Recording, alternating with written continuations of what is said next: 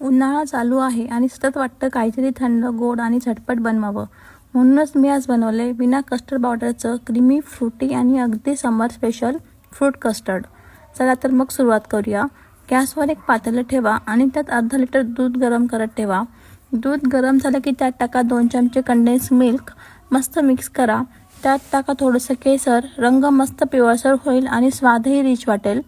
पुढे त्यात टाका 1 चमचा ड्रायफ्रुट्स पावडर. मी काजू, बदाम, पिस्ते एकत्र वाटून बनवले.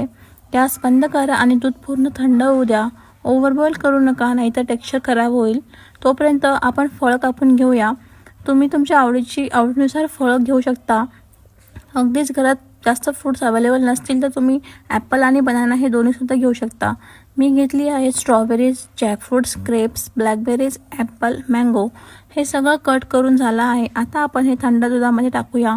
त्यात आपण थोडं डाळिंब पण टाकूया, म्हणजे कलर कॉम्बिनेशन आणि लुक दोन्ही जबरदस्त येईल.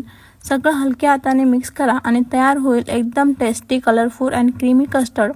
हे कस्टर्ड रेफ्रिजरेटरमध्ये 1 तासासाठी ठेवा आणि मग सर्व करा. थंडगार, गोडसर आणि परफेक्ट समर डेझर्ट.